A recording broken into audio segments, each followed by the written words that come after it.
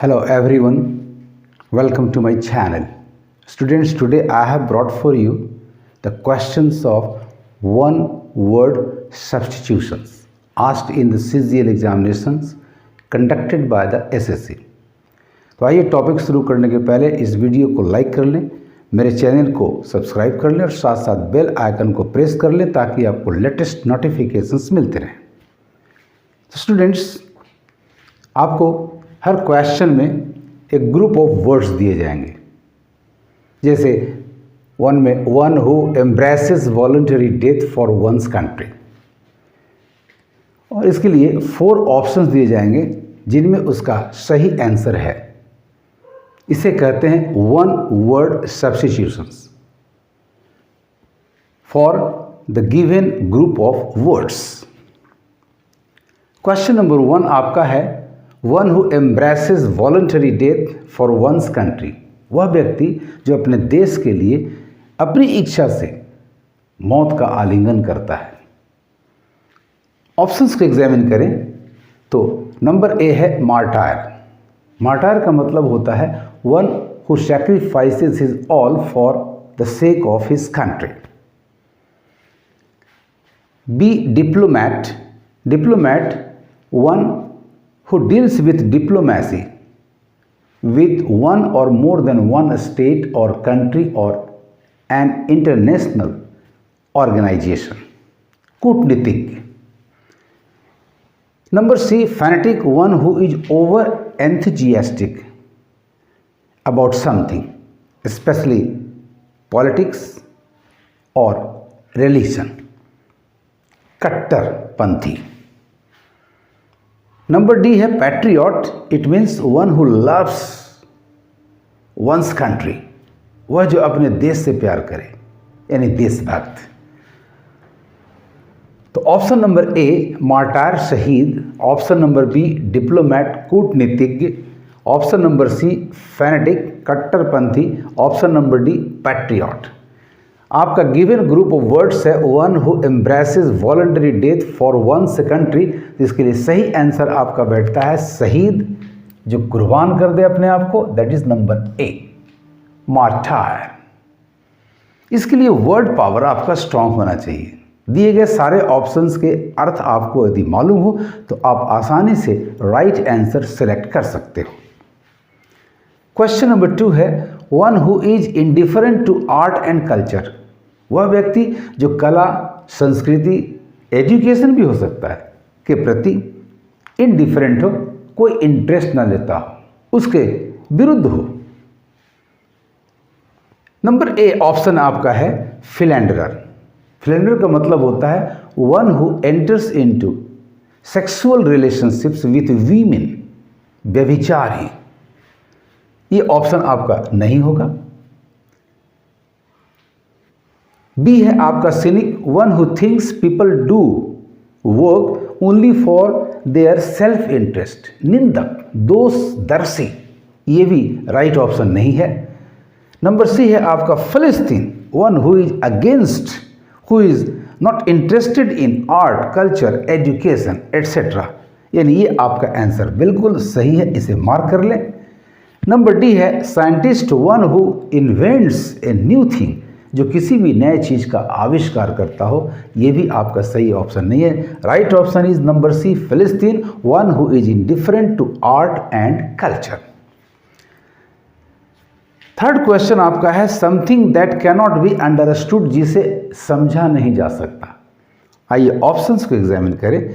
Option number A है Infallible, that which is or incapable of committing mistakes or being wrong, अचूक, अमोघ, अभ्रांत।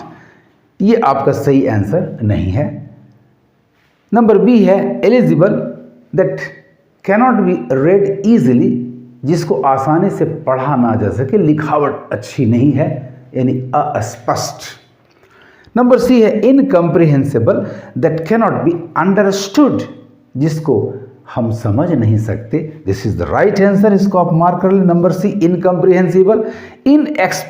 Number D है inexplicable, it means that cannot be explained, अव्याख्येय, जिसकी व्याख्या नहीं की जा सकती। तो राइट आंसर आपका हो गया सी, इनकम्प्रीहेंसिबल। फोर्थ क्वेश्चन आपका है something that is fit to be eaten, जिसको खाया जा सके, खाने योग्य।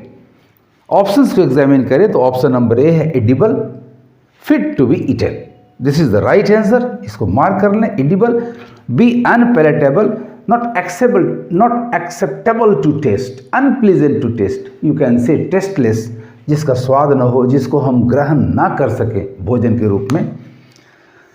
नंबर सी आपका है टेस्टी, यानी pleasant to the test.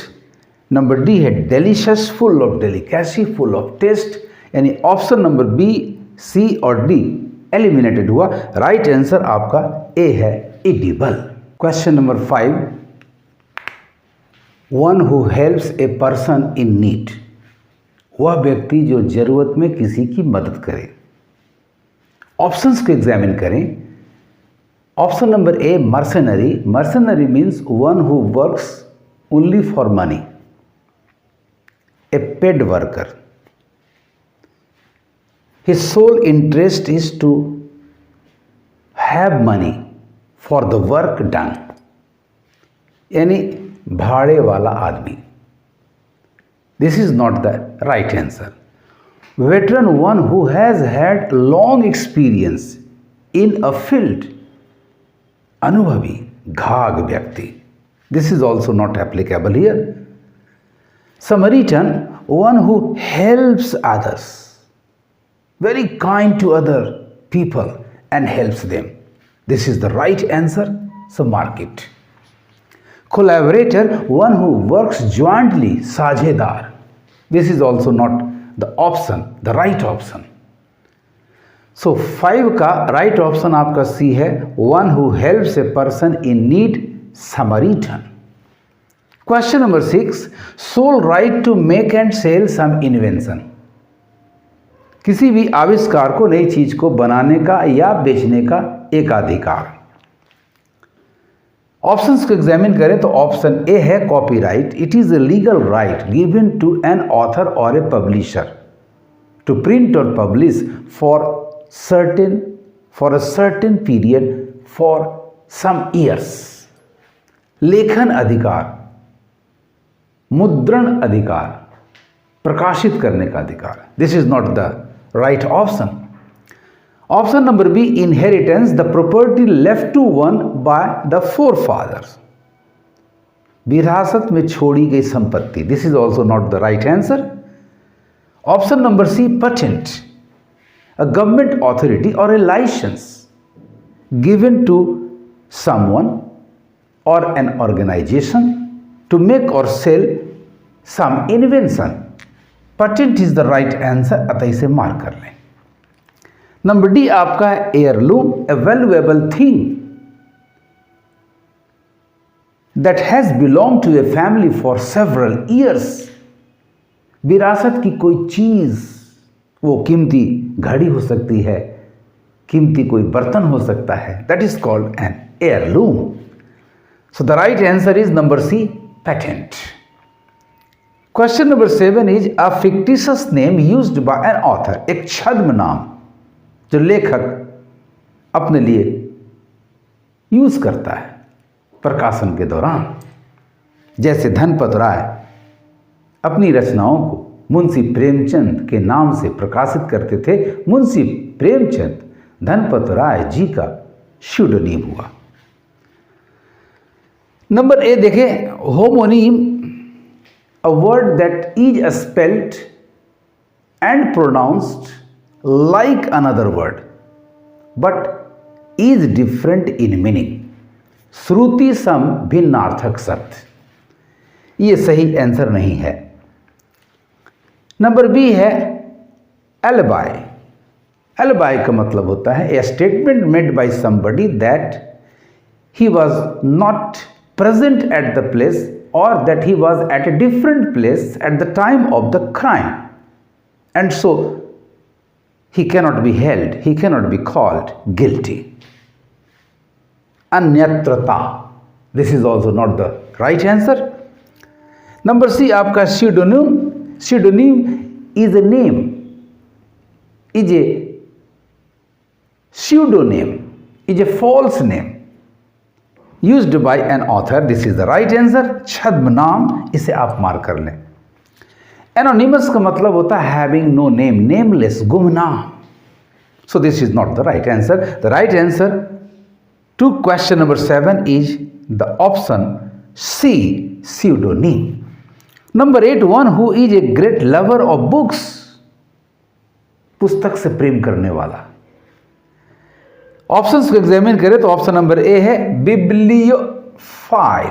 Biblio का मतलब ही होता है books, phile means lover. Right answer मिल गया स्टूडेंट्स, इसको मार्क कर लें.